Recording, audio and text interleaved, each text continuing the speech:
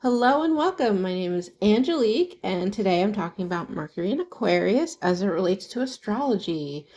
Thank you so much, everyone who's been liking and subscribing. I really appreciate it. If it's your first time, I am a student of astrology for over 30 years, and I have a background in counseling, psychology, and mental health. So I really love to dive deep and to explore our patterns, unconscious behaviors, but also just what's going on in our inner world and our external world, how we can change that, how we can make our lives better. And astrology is a great tool for that, not just prediction or looking into the future, but it's a great tool for understanding yourself, for self-care, figuring out great relationships, career, physical health. It's just amazing to use in that capacity. So I'm going to talk about mythology and symbolism and then bring that down from the heavens, ground it, make it more practical, find out what we can use this placement for. So if you have Mercury in Aquarius, lucky you. This is a placement that is considered to be exalted. And we'll talk more about that, but this is just overall a placement that's really good for logical thinking, but also out of the box thinking. So we have this almost genius-like quality that can happen with Mercury and Aquarius. So cutting edge, innovative thinking, communication, ideas. This is what we're going to see with this placement. But I'm going to start with the mythology around Aquarius. Aquarius is an interesting one to talk about because it has a traditional ruler of Saturn, but it has a modern day ruler of Uranus. And I'm more modern astrology in my study and in my teaching, so I'm going to focus on Uranus. But just know that Aquarius, when it comes to the ruler of Saturn, is going to give almost a serious tone or just a more stubborn energy that can come out, especially when it relates to communication and interest and ideas for this placement. But Uranus is a god, and I talk more about this in my Sun in Aquarius episode, how it came to be. But when it comes to communication and interest, Uranus was the Greek god who ruled the heavens, the sky. That was what he was known to do. And so when we put it in this communication and interest, it's going to give a tone of someone who communicates in a more ethereal realm, maybe not as grounded, would like to stay kind of in topics that are more spiritual, energetic, futuristic, basically anything that you can imagine that maybe is not already on Earth or grounded. Uranus is going to love that. They're going to rule over the sky and the heavens. So there's a looking down upon society, humanity, but there's a detachment too, because like I said, the sky. So this is a ruler that might rule from the heavens. They're not going to come down and interact as much with humans on Earth. They're going to help at a distance from above. So a counter to that is Mercury, which is, we consider Uranus as a higher octave of Mercury. And Mercury is more down with the people, hand to hand, doing sales, working with merchants, direct messaging. And so Uranus is on the bigger scale. So it's helping humanity from a very detached and almost removed sort of way. And that lines up with Saturn, the other co-ruler of, or I'd say more traditional ruler of Aquarius. Saturn was more hands-off too when he taught his children and when he gave rewards. It was very hands off. So that's what's going to color this whole communication style for people with Mercury and Aquarius, is there can be almost a very highly detached way that they communicate with people. And that doesn't mean that they don't connect to people and they don't love people. Actually, on the contrary, this is a very humanitarian focused sign. Aquarius loves serving people and helping people, but at a distance. And Aquarius is the opposite of Leo. Leo is very direct energy, very one-on-one with people.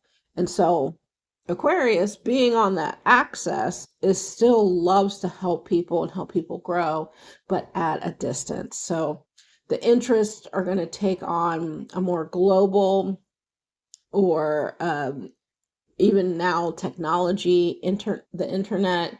You're connecting with people at a distance, and I'll talk a little more about that later. But that's just overall how the mythology can shape this placement here.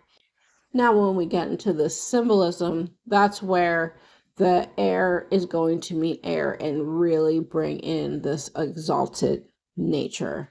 So, since Aquarius is an air sign, but with the traditional ruler of Saturn here, it's a nice counterpart to Mercury, because Mercury has air, but also earth quality. So Aquarius fits very nicely here, even more so than Gemini and Virgo, because even though they are signs ruled by Mercury, they're only one half of the equation. But since Aquarius has an air and an earth quality to it, it's going to be that higher octave. It's going to be exalted. So we really have air and earth meets air and earth, so to speak, when it comes to Mercury and Aquarius. So it's going to be a very well matched placement. There can be some challenges, like there always are, but the challenges really come up as too much of a good thing. And I'll talk a little bit about that later. But when you have two elements together and they're both of equal weight, like I said, air and earth meets air and earth, there's not going to be a lot of imbalance. So there's going to be a nice mixture of high social ability, that you're going to be able to talk to people and be social, on like network or do anything that's maybe more surface level. But you also get that the heady, more technical, scientific part of this. So you're able to do higher ordered thinking and logical, be very practical, but you can also talk with people and be very personable. So that's why it's exalted as well, is that you kind of can do it all with this placement. Um, so you can maybe learn a hard science. This is something like chemistry. You might learn that, you might pick it up really easily, and you can talk about it. But you can also join a group of people at a restaurant or a bar or something, and you're able to just have natural back and forths and be personable, and people might really like you. So this can go very far in any way, but especially if you're going to be someone that's a leader in your field, or just your own business. So thinking innovator, thinking inventor, a leader of a cause, a nonprofit, anything where you can work on your own independently, but serving to a higher cause, is where this placement really shines. So for an example, it could be someone who's the head of science for a college, and they're able to put in this cutting edge research program and get funding for it, and they're able to go out and speak about it to get more funding. And so you are doing something essentially in your own way and independent because you're a leader, but you're also making these great places for humanity and research that's going to benefit people. So when it comes to communication, I said a little bit before, definitely can be kind of a detached or come off cold manner when communicating the knowledge that likes to be shared with someone with Mercury and Aquarius. It can be revolve around more facts or just things that are unique or interesting or have a humanitarian bent. So you can be someone who likes to talk about everything, but when the conversation maybe veers to talking more about emotions or anything that's deeply emotional and not really serving humanity as a whole, or it can come off like very, very frivolous. That might be something that's difficult for you.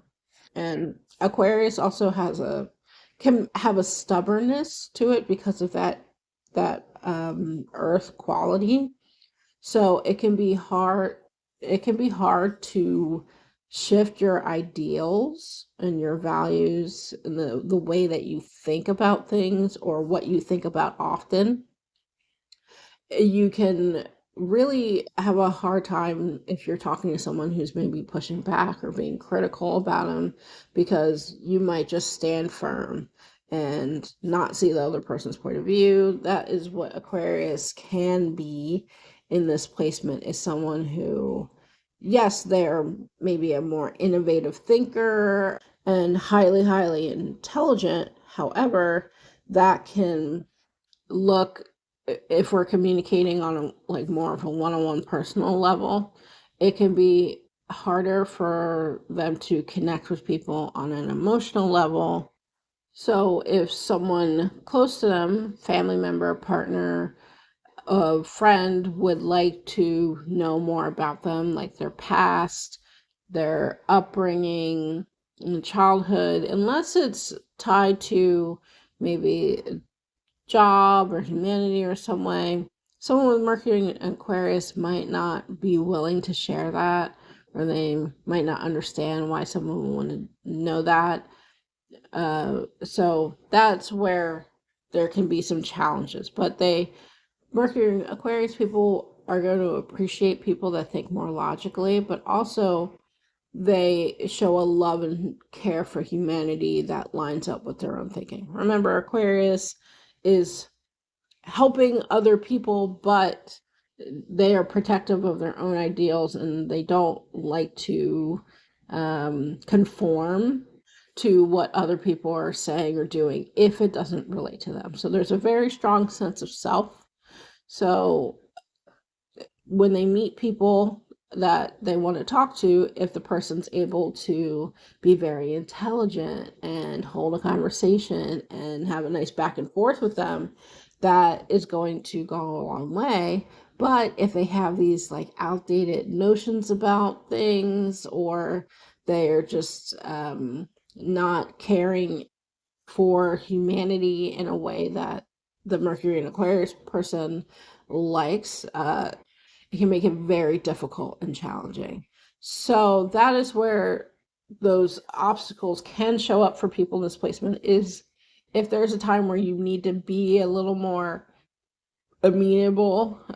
Someone with Aquarius, Mercury and Aquarius, might use the phrase conform, but going through team environments, through education, through schools where you're sharing of ideas, but you also should respect other people's ideas, or you might just need to go along with something a little bit to get to whatever the next thing is. Someone with Mercury and Aquarius might be like, bump that. Like, this person is talking.